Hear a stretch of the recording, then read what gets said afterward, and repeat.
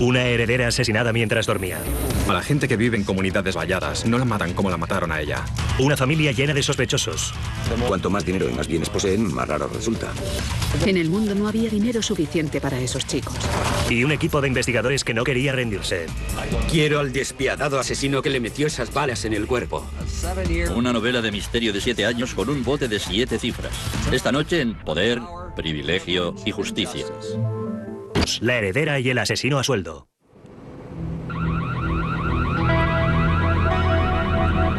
...12:45 de la madrugada del 1 de abril de 1988. Los guardias de seguridad de Lincoln Hill Estates en Paradise Valley, Arizona, oyen una alarma de robo y llaman a la policía. Una unidad K9 es enviada al número 26. El agente, en cuanto ve la puerta lateral, sabe que no se trata de una falsa alarma. Tenía la sensación de que no era una llamada de rutina. Podía haber alguien dentro de la casa. El perro policía va en busca del intruso. Buscó en 2 habitaciones y después siguió por el pasillo. Detecta un olor frente al dormitorio principal. Tras pasar junto a la primera puerta, siguiendo por el pasillo, inició su bailecito. Y se notaba que algo había captado su atención. Soltamos al perro dentro de la habitación para descartarla. Él saltó sobre la cama y yo enfoqué el interior con la linterna. Allí el sargento hace un impactante descubrimiento. Bajo las sábanas yace el cuerpo de Jean Dobry, la viuda de un millonario, magnate ganadero y miembro de la alta sociedad de Phoenix. Le han disparado en la cabeza 5 veces a quemarropa. Rápidamente llama pidiendo refuerzos. Los inspectores acuden de inmediato a la extensa finca en la exclusiva comunidad vallada. Aún estaba en la cama, parecía como si no hubiera llegado a levantarse, como si le hubieran disparado allí mismo. Tenía el edredón de la cama sobre el rostro y la almohada estaba como echada encima de ella. Aún se veían los residuos de los disparos. Aunque no hay signos de lucha, sí existen pistas aparentes de un móvil. Habían sacado varios estuches de joyas y los habían colocado sobre varios sillones de la habitación, como si alguien hubiera estado revolviendo las joyas. Pero lo que parecía ser un robo frustrado resultaría ser algo más siniestro. Parecía algo escenificado. Los ladrones no colocan normalmente una almohada sobre la cabeza de la víctima y le disparan así que la mayoría de la gente pensó que probablemente no se trataba de un robo, sino que era otra cosa. Cuando registran el resto de la casa, sus sospechas se confirman. Había obras de arte y esculturas con aspecto de ser valiosas. Había una caja fuerte en uno de los armarios que contenía joyas muy caras y que no había sido tocada. Todo estaba en orden. No parecía haber sido alterado de ninguna manera, lo que me pareció un tanto extraño. Después descubren por dónde había entrado el asesino a la casa. Encima del fregadero estaba el cristal de una ventana que había sido extraído y en ese cristal habían huellas dactilares. También se habían encontrado huellas dactilares en la encimera de la cocina. La ventana de la cocina es la única entrada a la casa que no está protegida por el sistema de alarma. Cuando el asesino o asesinos entraron, sabían que la ventana no estaba conectada. Sabían que podían acceder a la casa sin que la alarma se activase. Y a quien mató a la heredera millonaria parecía preocuparle poco la alarma en el recorrido de salida de la casa. Fue casi como si alguien hubiera querido dispararla para que la policía respondiera y tal vez creyera que se trataba de un robo. No cabe esperar que a damas como Jean Dobry se las carguen, y mucho menos en Paradise Valley. Al amanecer, la finca estaba llena de policías y periodistas. Algo que los vecinos no desean ver precisamente de camino al campo de golf.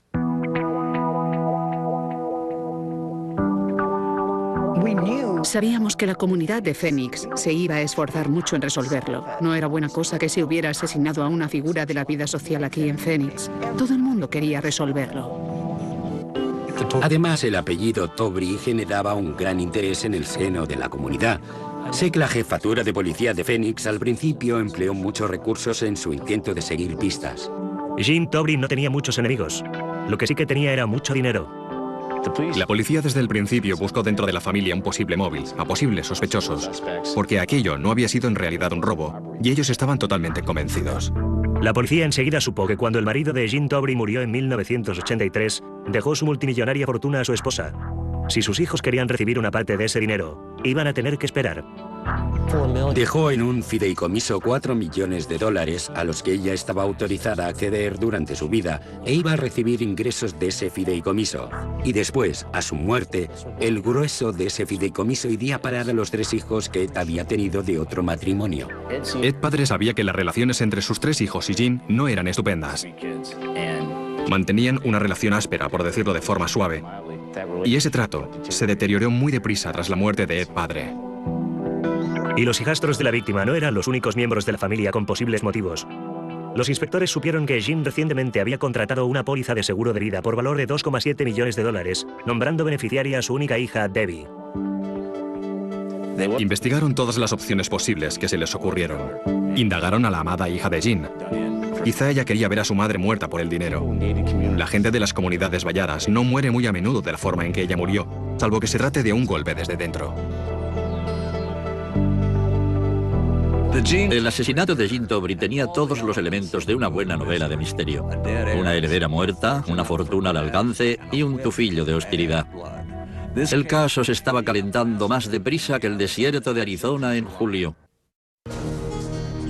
Era el caso más importante que se había producido en el área de Phoenix en bastante tiempo. Y la horrible naturaleza del crimen estaba muy grabada en la mente de todos. En los días que siguieron al asesinato estilo ejecución de la adinerada y popular Jean Tobry, los investigadores sintieron la presión de una historia de detectives de gran repercusión. Al ser la heredera de una inmensa fortuna ganadera, poseía más de $10 millones. Yo estaba muy familiarizado con el apellido Tobry. Creo que cualquiera que haya vivido en Phoenix conoce ese apellido. El de los Tobry era un apellido importante en la ciudad. La persona asesinada era alguien de la alta sociedad y los medios se echaron encima. Fue sencillamente un caso inusual, ya desde el principio. Y ella era muy conocida por su apellido. Se había casado con un miembro de la famosa familia Tobry, famosa en nuestro rincón del mundo. En aquella época yo estaba casado con una heredera ganadera de Arizona. En esos parajes, los grandes rancheros son la gente bien, y los Tobry eran de los más relevantes. Eran los Rockefeller del sudoeste. Se habían instalado aquí a finales del siglo XIX y eran bastante potentados. Una de las familias pioneras más antiguas de Arizona, el clan de los Tobry, se labró su fama y su fortuna en la industria ganadera. Poseían ranchos en los que criaban el ganado y lo alimentaban en los corrales. Posteriormente lo sacrificaban. Fueron los primeros en el país que ampliaron su campo de acción del nacimiento de los terneros a la venta en sus tiendas. La familia Tobry tenía poder desde siempre en Phoenix. Desde el primer día. Eran el motor de los negocios, de la vida social y de todo. Ed Tobry empezó de muy joven a conocer el negocio familiar. Pero con el país al borde de la Segunda Guerra Mundial, Ed abandonó su hogar para alistarse en las fuerzas aéreas. Era piloto y fue a Inglaterra y lo derribaron el 19 de agosto de 1942. Durante sus años de cautividad en un Stalag alemán, Ed ayudó a planificar lo que posteriormente se conocería como la Gran Fuga. El plan fracasó y él continuó como prisionero durante el resto de la guerra. Tras su puesta en libertad, Ed regresó a Phoenix para dirigir el negocio familiar. Enérgico y astuto, llevó el imperio ganadero a nuevas cotas y además creó una próspera cadena de bancos. A finales de los años 40, el senador Barry Goldwater, amigo del clan Tobry, presentó a Ed a la que sería su primera esposa, Priscilla Peterson, hija de otra prominente familia de Arizona. La pareja tuvo 3 hijos, Prissy, Cricket y Ed hijo, conocido también como Hap. Ed padre lo daba todo a sus hijos, con la esperanza de que estos siguieran sus pasos. Pero ninguno de ellos heredó la ambición del padre. Quería que trabajaran para ganarse su dinero, pero siempre le decepcionaba el hecho de que ninguno de ellos parecía encontrar realmente su lugar y una carrera profesional, ya que pensaban que en un momento u otro de la vida se iban a encontrar con todo aquel dinero. Mucho dinero. Jamás mantuvo una estrecha relación con sus hijos. Nunca. Y llegaron a convertirse en personas agradables, debo admitirlo.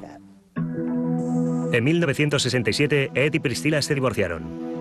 El apuesto millonario fue probando suerte en el amor hasta que unos amigos le presentaron a una agente inmobiliaria a tiempo parcial y camarera de coctelería llamada Jean Gunter. 15 años menor que él, Jean estaba aún un poco por pulir, pero tenía una personalidad arrolladora y una sonrisa contagiosa. Ed quedó prendado. Jean era una buena persona. Nunca supe que le hubiera hecho nada a nadie. No sé, Quiero decir que no era mala, al contrario, era animosa. Era sencillamente una buena chica. Muy opuesta a las mujeres de clase alta con las que Ed solía salir, Jean había crecido en Arkansas, hija de unos padres de clase trabajadora. Su breve matrimonio con un obrero de una fábrica dio como fruto a su única hija, Debbie. Como madre soltera, Jean luchaba para poder llegar a fin de mes. Hasta que a principios de los 60 se trasladó a Phoenix para prosperar un poco en su vida. A Jean no le iba la vida social. Quiero decir que se movió en esos círculos en determinados momentos de su vida. Pero ella, como yo, trabajó toda su vida hasta que conoció y se casó con Ed Tobry. Cuando Jean Gunter pasó a ser Jean Tobry en 1973, se saltó unos cuantos peldaños de la escala social. Mientras había quien opinaba que encajaba a la perfección con la aristocracia de Phoenix, otros susurraban que se había casado con alguien que estaba muy por encima de ella. Jean era muy popular en la comunidad, y no solo en la esfera de la gente rica de la comunidad. Era muy conocida por mucha gente, había subido con esfuerzo, tenía raíces sureñas, era realmente una chica agradable en todos los sentidos. Los recién casados se trasladaron a un espacioso hogar situado en el exclusivo Paradise Valley. La zona es preciosa. Era una comunidad cercada y tenían la última casa en lo alto, en plena montaña. Jean no tuvo dificultades para adaptarse a vivir por todo lo alto. Participaba en actos sociales en Phoenix. Era la señora del baile. Quiero decir que siempre estaba metida en algún tipo de actividad. Siempre estaba haciendo algo. Y gran parte de las veces, las actividades suponían gastar dinero. Era muy aficionada a la ropa. Sus guardarropas eran inmaculados. Las prendas estaban colgadas a espacios regulares, con el colgador adecuado, todo adecuado para cada ocasión, y se desprendía de ropa por la que uno moriría. El millonario y su nueva esposa trofeo vivían la vida al máximo. No creo que fueran en absoluto ostentosos. Tenían sus aviones, tenían los mejores coches del mundo. Simplemente hacían las cosas con las que disfrutaban, que se podían pagar con dinero. Tenían una buena relación, una relación afectuosa muy buena. Pero había problemas en Paradise Valley. Sé que Jean se esforzó mucho con los hijos, pero ellos no se dejaban engatusar. Todo era por el dinero. Todo era por el dinero. Ella quería que fueran a ver a su padre, lógicamente. Happy, el chico, prácticamente las únicas veces que iba a ver a su padre era cuando necesitaba dinero o necesitaba algo. Happy era un granuja. 190% granuja. Íbamos de camino al entierro de su abuela. Jack, Ed y yo íbamos en el asiento trasero y él ocupaba el asiento delantero junto al conductor. Alargó el brazo hacia atrás para mostrar a mi marido su Rolex falso. Intentaba vender a mi marido un Rolex falso cuando íbamos al funeral de su abuela. Así, como lo cuento, así era Happy. A principios de los años 80, la salud de Ed empezó a fallarle. Los inspectores se enteraron de que en el seno de la familia las tensiones continuaron a lo largo de los últimos años de Ed. Jean cuidó de Ed durante sus 2 últimos años de vida. Estaba muy enfermo, pasó los últimos meses postrado en una cama y ella estuvo cuidándole. En 1983, el millonario murió en casa con su esposa al lado.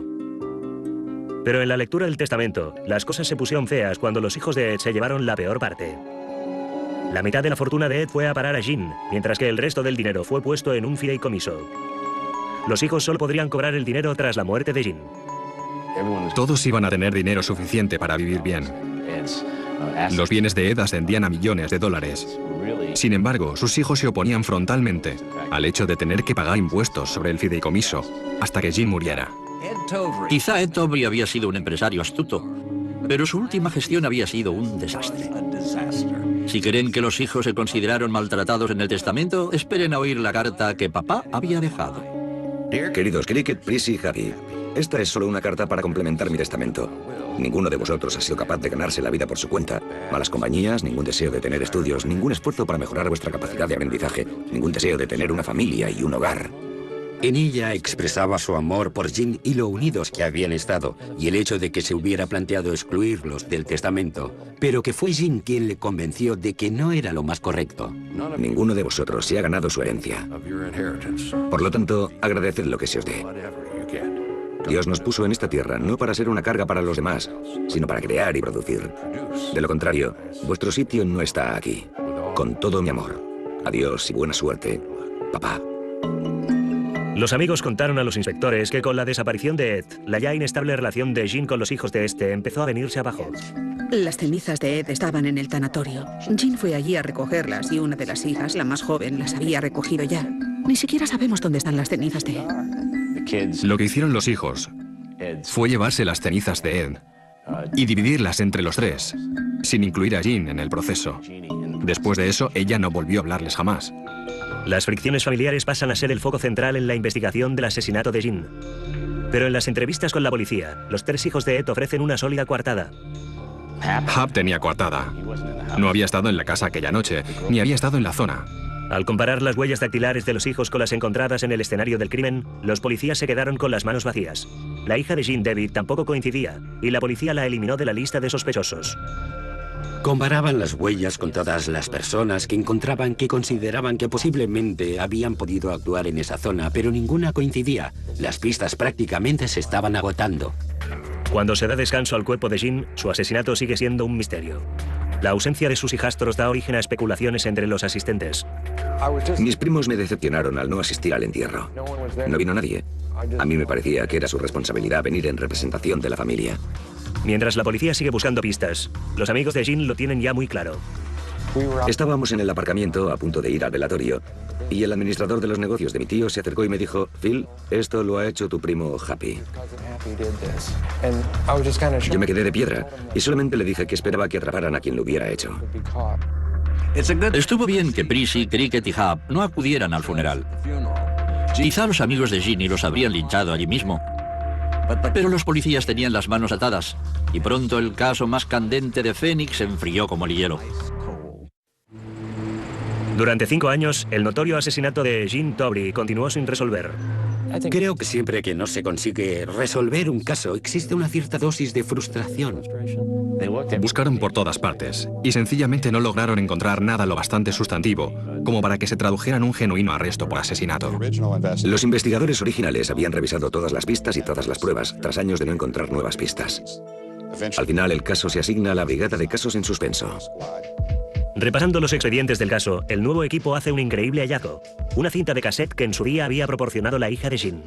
Tras la muerte de Jean, Debbie tuvo la triste tarea de revisar todos los efectos personales suyos que había en el escenario del crimen, y mientras examinaba las cosas, escuchó el contestador automático. La cinta contiene un mensaje de un hombre llamado Gordon Phillips. Sí, Jean, soy Gordon Phillips. Vuelvo a llamar a ver si estás, o más o menos las 3:30. Volveré a probar a las 5. Un año antes de su muerte, un hombre que aseguraba ser reportero se puso en contacto con Jean. Gordon Phillips había dicho a Jean y a Debra que era periodista de la revista Time Life y que quería escribir un artículo sobre Ed Tobre padre, que había sido un héroe de la Segunda Guerra Mundial. Y según Debbie, ese tal Gordon Phillips había llamado a su madre en repetidas ocasiones. Al no lograr deshacerse del extraño, Jean accedió a reunirse con él en Newport Beach, cuando ella y Debbie estaban de vacaciones. Jean desconfiaba mucho de ese hombre y no deseaba en absoluto reunirse con él, pero dijo a Debbie que era muy insistente.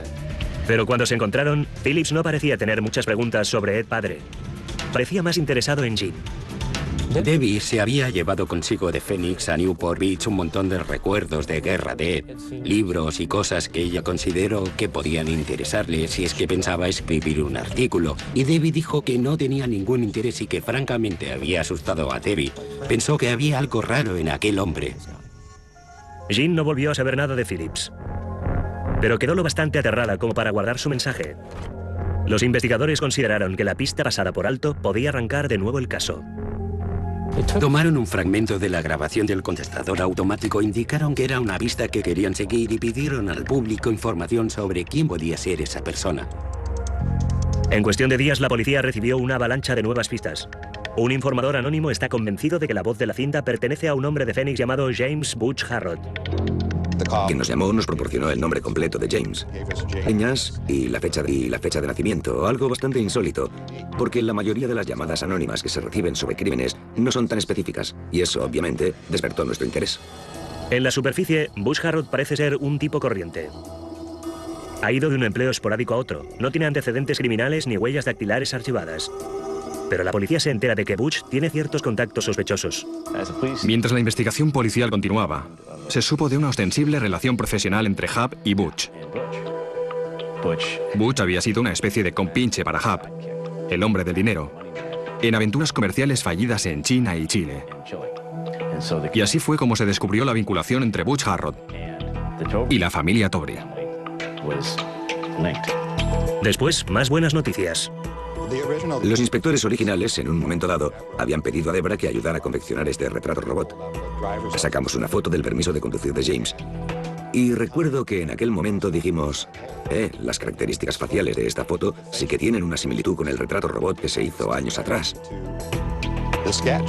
Y empecé a creer que quizá había llegado por fin el momento en el que este caso empezaba a tomar forma. Butch Harrod no era exactamente el asesino despiadado que habían estado buscando. Parecía más un profesor de gimnasia que un asesino a sueldo. Pero los policías estaban a punto de descubrir que Butch era más de lo que se veía a simple vista. Cuando los inspectores descubren una conexión entre el sospechoso de asesinato James Harrod y el hijastro de Jean Hub Tobry, creen que van por el buen camino. Removiendo para hallar más pruebas, localizan a la ex esposa de Harrod en California. Lo que les dice es que antes de que Butch fuera a casa de los Tobry aquella noche, ella sabía que James formaba parte de un complot de asesinato. Le había dicho que había sido contratado por Ed Tobry, hijo, para matar a Jean Tobry y que le iban a pagar $100,000 por hacerlo. También nos dijo que la noche del asesinato de Jean, Butch había abandonado su residencia aproximadamente a las 9 de la noche y que cuando salió llevaba consigo una bolsa de lona. Se había puesto pantalones de camuflaje y llevaba botas de montaña. Ella miró en el sitio donde Butch guardaba normalmente sus armas y no estaban allí. Dice que se despertó a las 2 de la madrugada cuando Butch regresó. Le preguntó si lo había hecho y él le dijo, sí, se acabó. ¿Por qué motivo retendría una información semejante durante tanto tiempo? Afortunadamente, los sucios secretos de la ex señora Harrod eran justo lo que la policía necesitaba para arrestar a Butch y llevarle a comisaría para interrogarle. Usted es Butch, ¿correcto? Ese es mi apodo, sí. James Harrod. Bien, yo me llamo Ed Reynolds. Y como verá, soy inspector. Yo soy el responsable de su detención de esta noche. De acuerdo. En este momento está bajo arresto. Está bajo arresto por asesinato. ¿Por qué? Por asesinato. El asesinato de Jean Tobry. Así que, ¿por qué no escucha? Hay algo que quiero que oiga. Conozco a Ed Tobry. Déjeme que le ponga esta cinta. Jean, soy Gordon Phillips. Siento llamarla tan tarde. He tenido un pequeño problema con Ed, hijo, y he tenido que ir a Los Ángeles a solucionarlo. Y además he tenido que hablar con un juez de allí. Ahora estoy de vuelta en Phoenix e intentaré volver a llamar esta tarde. Tengo cierta información para usted. Gracias. Esa, señor Harrod, de su voz. Bien, ahora solo quiero que me escuche un minuto. La policía de Phoenix no había tenido la ficha con sus huellas dactilares hasta aquel momento y cuando las tuvieron y las compararon y las identificaron en el escenario del crimen. Y lo recuerdo como si fuera ayer. Me dije a mí mismo, oh Dios mío, no me lo puedo creer. ¿Qué decide? Supongo que tengo que hablar con alguien sobre esto. Estoy pasmado. Tiene que hablar conmigo. Supongo que además he de hablar con un abogado si es que estoy bajo arresto. ¿Sabe una cosa más? Abajo le hemos tomado las huellas dactilares, ¿verdad? Sí. ¿La ventana de la cocina? ¿Por la que entró el asesino? ¿Retiró la cinta aislante de la ventana y sacó el cristal? ¿Adivina de quién es la huella dactilar que hay en ese cristal? Es su puta huella dactilar. Me lo acaban de confirmar. Para eso era la llamada que he recibido. Es su huella dactilar. La de la ventana. La noche del crimen. Y solo pudo dejarla una persona. La persona que retiró el cristal de la ventana. La policía se pone en contacto con la hija de Jean, Debbie. Lo que hicimos fue traerla a Phoenix y organizar una rueda de reconocimiento en persona y la grabamos en vídeo. Ella identificó a James Harrod como el Gordon Phillips que había conocido en Newport Beach, California, en julio de 1987. Los investigadores tenían lo que les hacía falta para acusar a James Harrod de asesinato en primer grado. Lo que les quedaba era demostrar que no había actuado solo. Los estados de cuentas bancarios muestran que Hub estaba pasando a Harrod un poco de pasta por un supuesto trabajo de consultoría. Al indagar en los registros de llamadas, los inspectores descubren que el dúo jugaba algo más que jugar a los mensajitos. La policía informó a Ed de que tenían constancia de más de 1.200 llamadas que se habían producido entre Hub y Butch en el periodo de tiempo cercano al asesinato, incluyendo la mañana después del asesinato y muchas llamadas la noche de autos. Hub contrata rápidamente a unos cuantos abogados agresivos, pero los policías no han hecho más que empezar. El desventurado Hub Tobry tenía fama de playboy perpetuo y de empresario fracasado, siempre falto de dinero. Suerte que por fin había cobrado la herencia. Estaba a punto de hacer frente a minutas legales bastante considerables.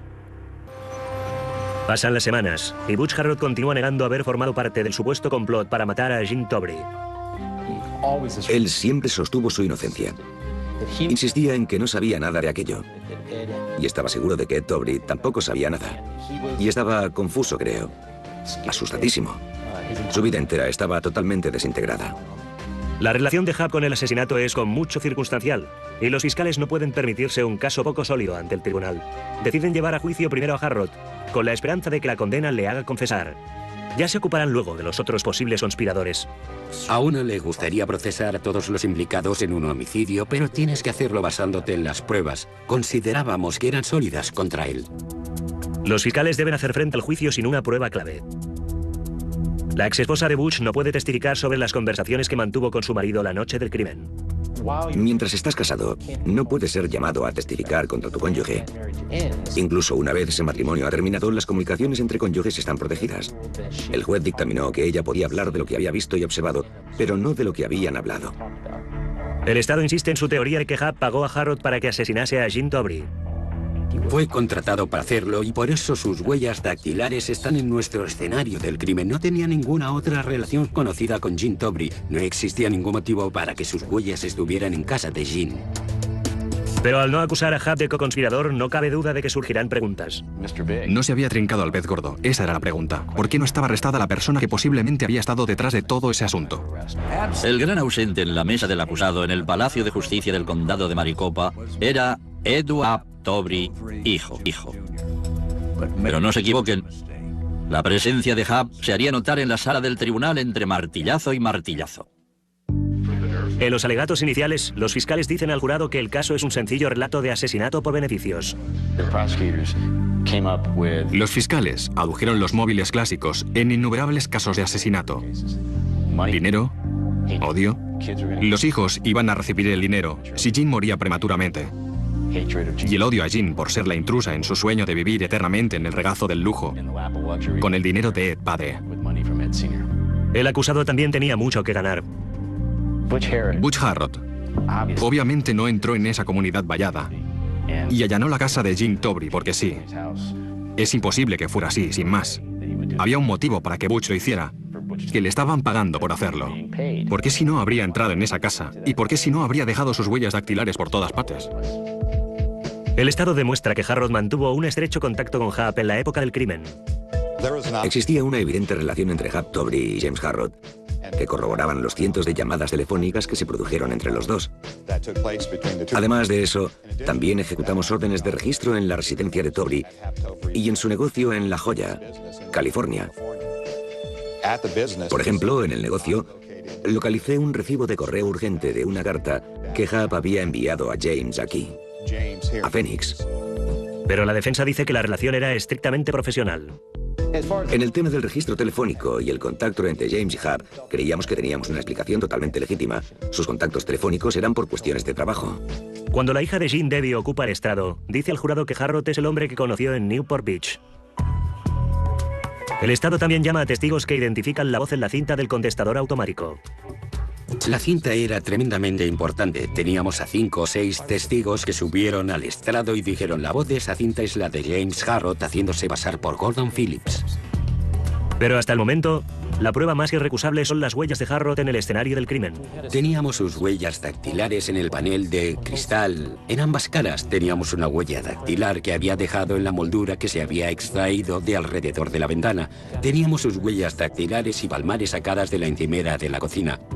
Encontramos una huella suya en la cancela norte. Por lo tanto, nuestra teoría era que había aparcado en la calle sin salida que hay más arriba de la casa, que había bajado, que había dado la vuelta hasta la cancela del norte y que había cruzado el patio. Entró y creemos que fue directamente al dormitorio y disparó a Gene.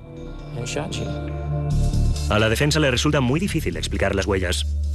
Las huellas dactilares son una de esas cosas que desde la infancia se nos dice que son identificables. Es una prueba muy poderosa para un jurado. Sabíamos que, bueno, tener todas esas huellas dactilares en el punto de entrada era muy perjudicial para el caso, y teníamos que ofrecer algún tipo de explicación de cómo había podido ocurrir. Así que nos vimos obligados a intentar presentar varias teorías de cómo o por qué, principalmente cómo alguien pudo dejar ahí esas huellas dactilares. Los abogados de Butch tratan de convencer al jurado de que el verdadero asesino utilizó una mano ortopédica para dejar las huellas de Harrod en el escenario. Nuestra teoría era, caray, si alguien cuenta con los recursos de un Hap-Tobri y quiere ver a su madrastra muerta para obtener los millones de recursos que se derivan de la herencia, y tienes a un buen chivo expiatorio como James Harrod, puedes emborracharle o drogarle o echarle algo en la bebida y conseguir una impresión de sus huellas dactilares. Quizás sea posible, no lo sé. Tiene que estar de guasa. Ya he oído otras veces excusas de lo más inverosímil, pero ¿la defensa de la extremidad ortopédica? No obstante, el equipo de Harrod tenía una versión y se estaba ciñendo a ella.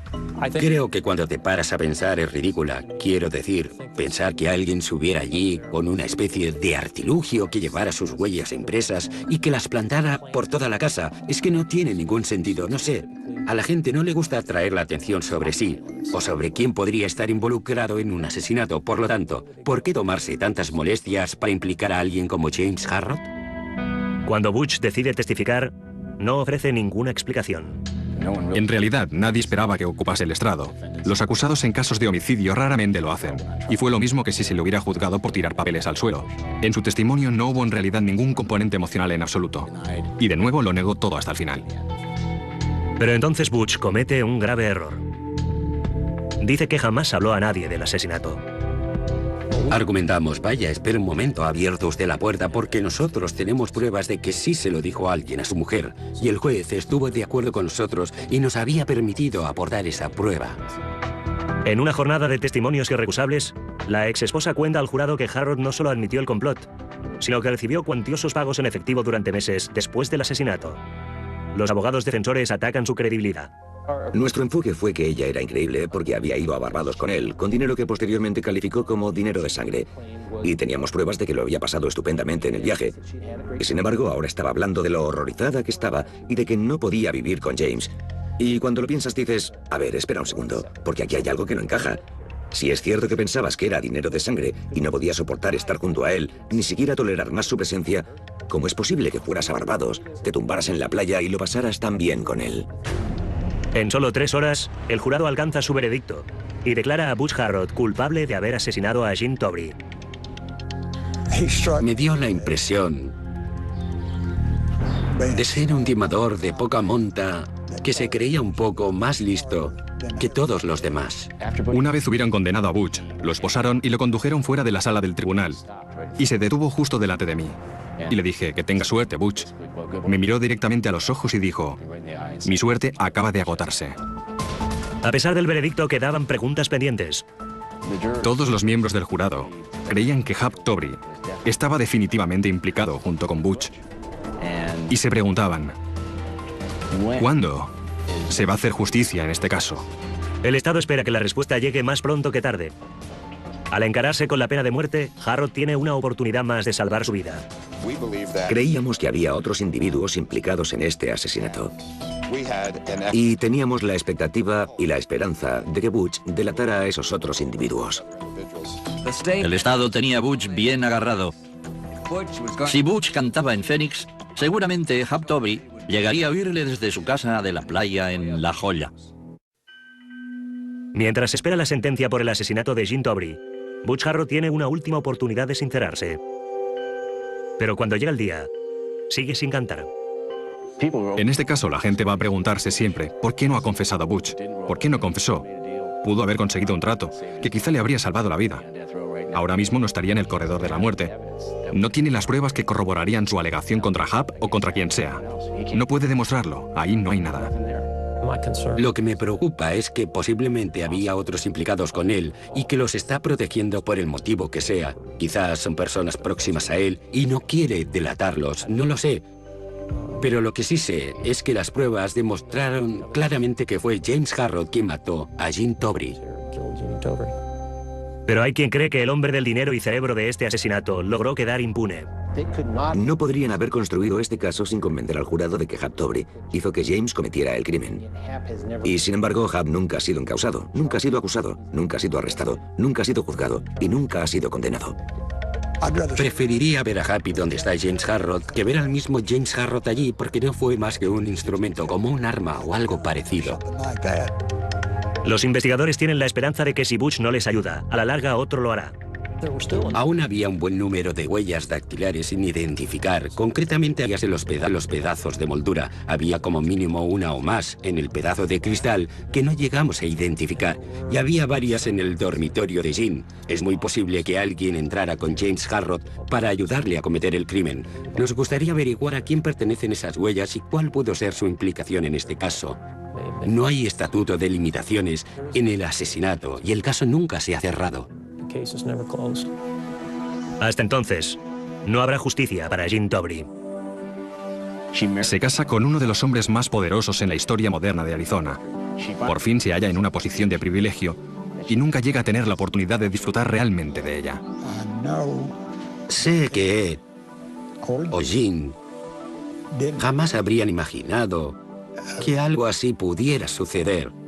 Pero tal como se hizo el testamento de Ed, como se redactó, fue más o menos como firmar la sentencia de muerte de Jean. Jean no se merecía esa muerte terrible.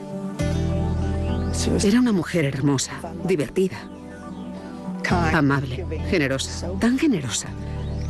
Y nadie era un extraño para ella. Nadie era un extraño. Era insensata, era impetuosa. Era encantadora. Qué gran fracaso de la justicia. Al final, cabe preguntarse en qué estaría pensando Butch. O bien era de verdad un hombre inocente, o alguien con mucho poder logra de algún modo que guarde silencio. Dominic Dunne para la televisión judicial.